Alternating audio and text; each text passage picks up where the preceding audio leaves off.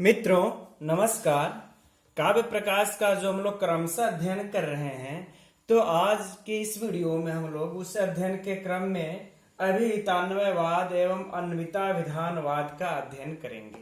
और इस क्रमशः अध्ययन को पढ़ने के लिए, काव्य प्रकाश की संपूर्ण जानकारी लेने के लिए आप लोग हमारे चैनल से जुड़े रहिए और वीडियो को सब्सक्राइब कर, और जो हमारे इस चैनल को सब्सक्राइब कर दीजिए और वीडियो को लाइक भी कीजिए। अब आइए हम लोग इस टॉपिक पे चलते हैं। अभिहितान्वयवाद और अन्विता विधानवाद का बहुत अच्छे ढंग से हम समझाएंगे, जिससे आप लोगों को संपूर्ण समझ में आ जाए। लेकिन इसको समझने से पहले हम एक बार फिर से हम चर्चा कर लेंगे काव्य प्रकाश के 6वें सूत्र का, जो द्वितीय उल्लास में आया है। वाच्यादयस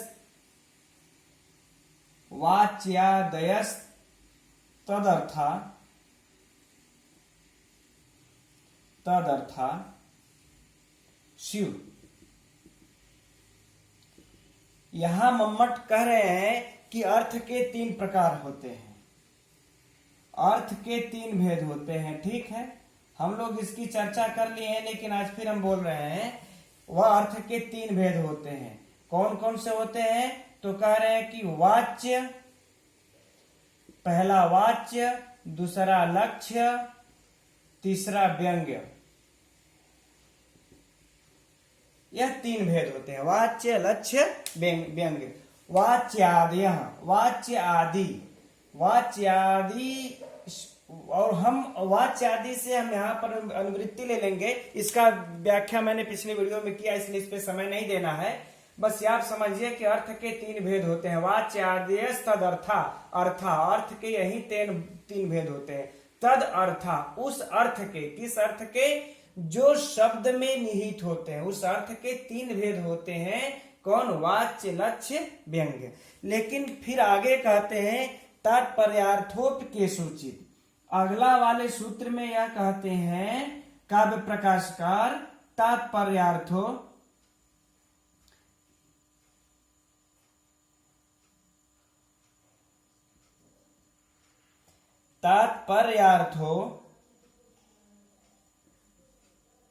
केषुचित्।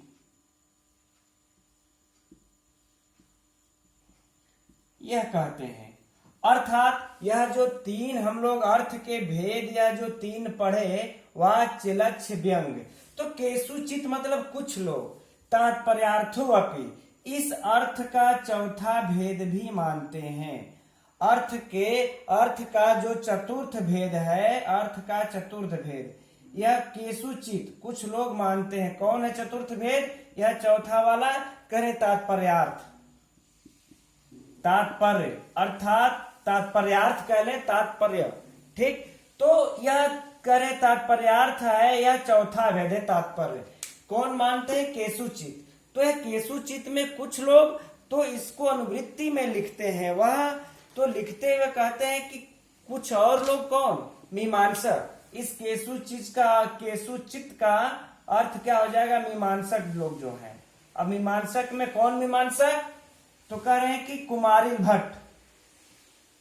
कुमारिल भट्ट जो है वह मानते हैं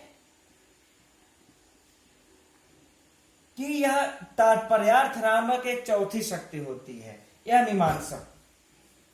मीमांसक में यद्यपि आपके इनके शिष्य प्रभाकर गुरु भी आते हैं, लेकिन इनका यह मानना है, और इनके जो अनुयायी थे हमारे वो पार्थसारथी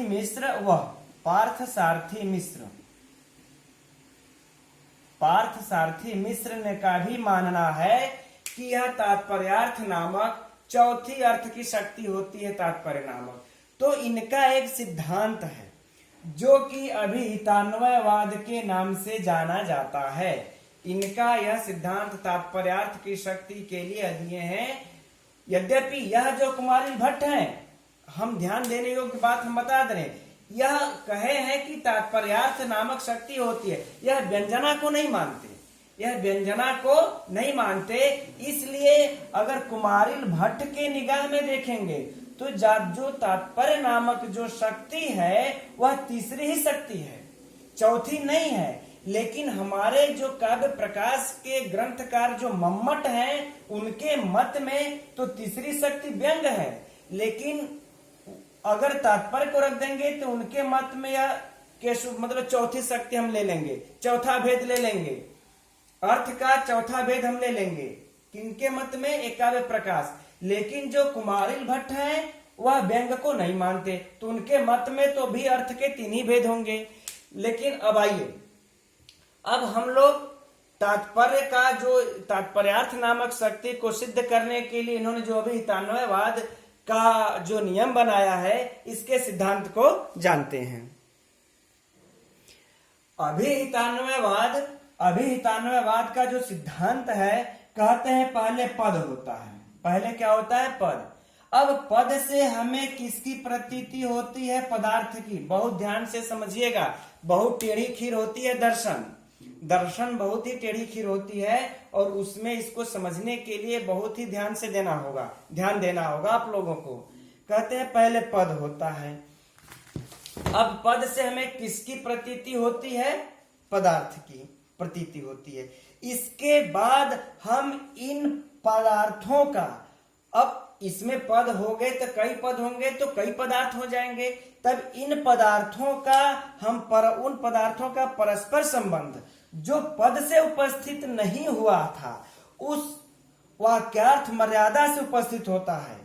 ठीक, तो इसलिए पहले पदों के द्वारा पदार्थ अभिहित अर्थात अभिधा शक्ति बोधित होती है।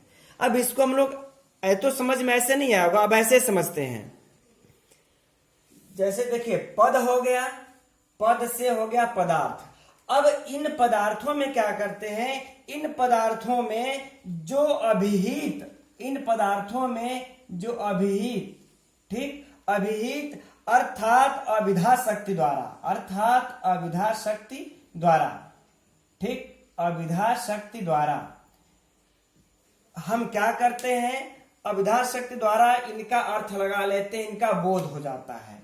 ठीक, इन पदार्थों में अभिहित अर्थात अभिधा शक्ति द्वारा हमको क्या होता है? इनका बोध हो जाता है। ठीक, कि अब मान लेते हैं तमाम से पद हैं, ठीक है, यह इतने पद हो गए। इतने जब पद हो गए तो पहले हम इन पदों को क्या करते हैं? इनसे पदार्थ की प्रतीति हो जाती है, सबकी पदार्थ की प्रतीति हो जाती है। अब हमको क्या होता है कि इन अभिहित पदार्थों में अभिधा शक्ति के द्वारा हमको यह बोधित हो जाते हैं कि इसका अर्थ क्या क्या है, ये हमको बोधित हो जाते हैं। अब बाद में हम क्या करते हैं कि वक्ता के तात्पर्य के अनुसार इनका परस्पर अन्वय और संबंध बनाते हैं। बाद में अब हम क्या करते हैं? जब सारे पद का अर्थ हम जब जान लेते हैं, सारे पदों के अर्थ पदार्थों की जब प्रतीति हो जाती है अभिधा के या अभिहित अर्थात अभिधा के बोध के द्वारा, तब अब जो वक्ता होता है उसके हम तात्पर्य को समझते हैं कि इसका तात्पर्य कहने का क्या है। जब उसका हम तात्पर्य पकड़ लेते हैं, तब इन पदों का जो कि 1, 3, 6, 2, 4 इस प्रकार से जो बिखरे होते हैं, तब हम अन्वय बनाते हैं। तब अन्वय में हम इन पदों को सीरियल से लगाते हैं, इस तरीके से। तब हम इन पदों को सीरियल से लगा देते हैं, तब जाकर के हमें वाक्यार्थ की प्रतीति होती है। ठीक, यही अभितान्वयवाद का मुख्य रूप है इनका। ठीक, इसलिए इस मत में हमें पदार्थों का परस्पर संबंध पदों से नहीं, अपितु जो वक्ता कहता है इस वक्ता के तात्पर्य के अनुसार लगाते हैं। जो वक्ता कहता है इसके हम तात्पर्य के अनुसार लगाते हैं। ठीक, तात्पर्य के अनुसार, ठीक है ना। तो इसीलिए इसको तात्पर्यार्थ कहते हैं। इसीलिए चौथी हम क्या कहते हैं? तात्पर्यार्थ कहते हैं। वही वाक्यार्थ ग्रंथकार ने, जो हमारे मम्मटकार ग्रंथकार, वही वाक्यार्थ जो हमारे कुमारिल भट्ट ने है, इसको अभितान्वयवाद के इसी सिद्धांत को माना है। अभी मुझे समझाने से संतुष्टि नहीं मिली है, इसलिए एक बार हम आप लोगों को फिर से समझाते हैं अब शॉर्टकट में अभिहितान्वयवाद कहता है पहले पद होते हैं, पद से हमें पदार्थ की प्रतीति होती है, इस पदार्थों का हम अभिधा के द्वारा बोध कर लेते हैं। अब अभिधा के द्वारा बोध कर लेने के बाद वक्ता के तात्पर्य के अनुसार, ठीक है ना, अब हमारा अगला स्टेप क्या होगा, वक्ता के तात्पर्य के अनुसार हम इसका अन्वय करते हैं। क्या करते हैं, अन्वय करते हैं। अब अन्वय कर लेने के बाद हमें वाक्यार्थ की प्रतीति होती है, वाक्यार्थ की प्रतीति हो जाती है। अगर हम इसको प्रक्रिया में जाएंगे तो देखिए इस प्रक्रिया को हम ऐसे लिख देते हैं, फिर समझाते हैं। 20 तरह से समझ लेंगे, आप लोगों को क्लियर हो जाएगा। पहले पद होते हैं, पद से हम पदार्थ की प्रतीति कराते हैं। जब पदार्थ की हमें प्रतीति हो जाती है तब उस पदार्थ में अभिहित या अभिधा शक्ति द्वारा हम पदार्थों का क्या करते हैं, बोध करते हैं। हम पदार्थों का बोध कर लेते हैं, अर्थ निकाल लेते हैं। अब जब हमें पदार्थों का, पदों का जब अर्थ प्रतीत हो जाता है तब हम क्या करते हैं, वक्ता के तात्पर्य के अनुसार अन्वय या संबंध कर लेते हैं, अन्वय लगा लेते हैं पद को, जैसे जो वह कहना चाहता है, जो उसका तात्पर्य होता है, इस तात्पर्य के अनुसार सारे पद जो इधर उधर होते हैं उनको हम अन्वय के रूप में हम लगा लेते हैं। जब हम अन्वय बना लेते हैं या उनका संबंध निकाल लेते हैं तब जाकर के हमें इस पूरे वाक्य की प्रतीति हो जाती है, वाक्यार्थ की प्रतीति हो जाती है, उस वाक्य के अर्थ की, यह वाक्य कहना क्या चाहता है। यह इनका अभिहितान्वयवाद का क्रम था। ठीक, अब हम लोग थोड़े से ग्रंथ में आ जाते हैं। अब ग्रंथ में क्या कहते हैं, हमारे की लिखे हुए हैं कि आकांक्षा योग्यता सन्निधि वसाद वक्ष्यमाण स्वरूपाणाम पदार्थानाम समन्वय तात्पर्यार्थो विशेष पूर्व पदार्थोपि वाक्यार्थ समूलसीति अभिहितान्वयवादिनाम मतम। तो यहाँ पर आकांक्षा योग्यता सन्निधि 3 की चर्चा की है। ये आकांक्षा योग्यता सन्निधि, योग्यता और सन्निधि। ठीक, तो इस सन्निधि का यहां पर कहने का मत तात्पर्य यह है, यह कुमारिल भट्ट का ही मानना है, इसलिए इसको ग्रंथकार काव्य प्रकाश ने लिखा है कि आकांक्षा योग्यता सन्निधि, इन्हीं के बल से जो तात्पर्य शक्ति उन पदार्थों के परस्पर संबंध के वाक्यार्थों के बोध होता है। जब हम अन्वय लगाएंगे तो किसके बल पर लगाएंगे, यह जो आकांक्षा योग्यता सन्निधि होती है। तो हम इन तीनों, यह तीनों जिस वाक्य में रहेंगे उसी को भी हम पद भी कहते हैं। तो इन तीनों के अर्थ को भी समझ लेते हैं। आकांक्षा किसको कहते हैं, लेकिन इसको जानने से पहले हम फिर से एक बार कह देना चाहेंगे कि जो हम अन्वय का संबंध, जो हम इन पदार्थों के अन्वय हम करेंगे या संबंध करेंगे, इनको किसके बल पर हम जो ये पदार्थ उपस्थित होते हैं, इसके बाद हम पदों की आकांक्षा योग्यता और सन्निधि के बल से ही हम तात्पर्यार्थ द्वारा, शक्ति द्वारा उन पदार्थों के परस्पर संबंध स्वरूप के अर्थ का हमें बोध होता है। तो अब हम ये जान लेते, ये तो आप लोगों का बिल्कुल कंफर्म हो गया, लेकिन हम ये इसलिए बता रहे हैं आप लोगों को कि जो अन्वय हम लगाएंगे, कि हमने कहा ना कि वक्ता के तात्पर्य के अनुसार अन्वय लगा लेंगे, तो वक्ता के तात्पर्य के अनुसार अन्वय जो लगाएंगे, इस अन्वय को लगाने में आकांक्षा योग्यता और सन्निधि की जरूरत पड़ती है। तो ये आकांक्षा योग्यता सन्निधि क्या है, इसको हम लोग जानते हैं। बिना इन तीनों के हुए किसी को हम पद नहीं कह सकते। तो आकांक्षा क्या होती है, वस्तुतः देखिए श्रोता की जिज्ञासा रूप को हम आकांक्षा कहते हैं, अर्थात एक पद को सुनने के बाद हमें दूसरे पद के सुनने की इच्छा श्रोता के मन में उत्पन्न हो जाती है, इसका नाम आकांक्षा है। जैसे अब हमने कह दिया, मान लेते हैं आकांक्षा सहित हमने कह दिया घोड़ा, हाथी, सांप, आदमी, तो इसमें कोई आकांक्षा नहीं है। ठीक, यानी कि राम, तुम, पानी, अब इतना जैसे हम कोई वाक्य कह रहे हैं तो उसको इंतजार होना चाहिए कि अगला शब्द क्या होगा, अगला शब्द क्या होगा, उसको आकांक्षित होना चाहिए। तो पदों में यह आकांक्षा का होना बहुत जरूरी है। दूसरा बात, पदों में योग्यता का भी होना आवश्यक है। जैसे कि योग्यता में हम कह रहे हैं कि अग्नि से सींचो, वैग्ना सिंचती, अग्नि से सींचता है, कोई योग्यता है अग्नि में सींचने की? तो कोई योग्यता है नहीं। तो इसलिए मैं इसको शॉर्टकट में समझा दे रहा हूं। इसलिए योग्यता जो है होनी आवश्यक है, तभी वह पद कहलाएगा। वैग्ना सिंचती, अग्नि से सींचता, या कोई पद नहीं है। सन्निधि, वर्णों में पदों में जो होता है निकटता होनी चाहिए, तभी वह वाक्य बन पाएगा, नहीं तो नहीं। जैसे कि आज हम बोले कि राम, 10 मिनट के बाद बोले तुम, फिर 10 मिनट के बाद बोले पानी ले आओ, तो कोई सन्निधि, कोई निकटता नहीं है शब्दों में। तो जब कोई निकटता नहीं है, सन्निधि नहीं है, तो वह वाक्य नहीं कहा जाएगा। इसलिए उन पदों में आकांक्षा, योग्यता, सन्निधि तीनों गुण रहेंगे, तभी वह पद कहा जाएगा। अब हम लोग अब यहां बढ़ते हैं, अन्यथा विधानवाद के तरफ बढ़ते हैं। इनके जो मानने वाले थे वो इन्हीं के कुमारिल भट्ट के शिष्य थे, प्रभाकर गुरु। अब उनको देख लेते हैं। अभिहितान्वयवाद के जो मानने वाले थे प्रभाकर गुरु और शालिखनाथ मिश्र, ये सीधे इनसे विपरीत चलते हैं। ये पिछले भी वीडियो में हमने बताया था कि कुमारिल भट्ट जो करते थे, कई मुद्दों पर इनसे इनके शिष्य प्रभाकर गुरु का वाद विवाद चलता था। वह इनके सिद्धांत को नहीं मानते थे, खंडित कर देते थे। तो इन्होंने अभिहितान्वयवाद का जो सिद्धांत दिया कि पहले पद में अभिहित शक्ति के द्वारा हम पदार्थों की प्रतीति करवाते हैं, उसके बाद हम वक्ता के तात्पर्य के अनुसार अन्वय करके तब वाक्यों की प्रतीति हम कराते हैं। लेकिन अन्वयता विधान क्या कहते हैं ये प्रभाकर गुरु? ऐसा बिल्कुल नहीं है।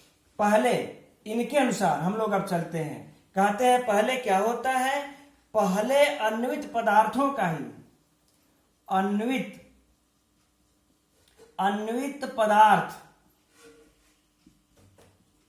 अन्वित पदार्थों का ही अभिधा से बोधन करते हैं, का अभिधा से बोधन करते हैं। अब देखिए यह ठीक विपरीत हुआ कि नहीं हुआ? अब यह पहले पदार्थों का अर्थ अभिधा शक्ति ज्ञात करते हैं, उसके बाद तात्पर्य के, वक्ता के तात्पर्य के अनुसार अन्वय करते हैं। और यह क्या कहते हैं, यह हमारे जो प्रभाकर हैं, प्रभाकर गुरु क्या कह रहे हैं, यह देखिए, यह कह रहे हैं कि पहले अन्वित पदार्थ होते, पहले हम पदार्थों का अन्वय कर लेते हैं। पहले क्या करते हैं, हम पदार्थों का अन्वय कर लेते हैं, उसके बाद अभिधा से हम बोधन कर लेते हैं, हमें वाक्यार्थ की प्रतीति हो जाती है। और जब वाक्यार्थ की प्रतीति हो जाएगी तो अब इसमें तात्पर्य नामक जो अर्थ की प्रतीति करने वाला जो चौथी इन्होंने जो मानी है मीमांसक कुमारिल भट्ट ने, यह इनको नहीं मानते हैं। कहते हैं कि तात्पर्य शक्ति की कोई आवश्यकता हमें नहीं होती। इसलिए यह पहले अन्वय करते हैं। कौन?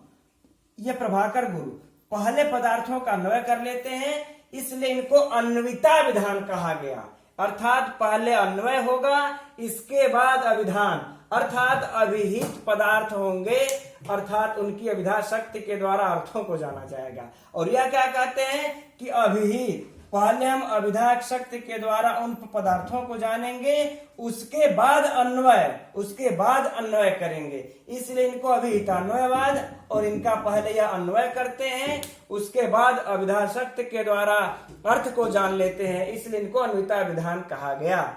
और यह जो है ऐसी कोई तात्पर्य शक्ति को यह नहीं मानते। अब इसमें मित्रों यह जो परीक्षा में जो प्रश्न आता है, यह तो प्रसिद्ध प्रश्न है। अभिहितान्वयवाद को मानने वाले कौन है? तो याद रहे, अभिहितान्वयवाद को मानने वाले कौन कौन लोग हैं? पहला, इनके जो मुख्य हैं संस्थापक मानने वाले कुमारिल भट्ट, यह याद रहे, बिल्कुल ही भूलना नहीं चाहिए। और इनके जो अनुयायी थे पार्थ सारथी मिश्र, ठीक, यह बिल्कुल याद रहना चाहिए, पार्थ सारथी मिश्र। और अन्विता विधान को मानने वाले कौन थे, यह परीक्षा का प्रश्न है।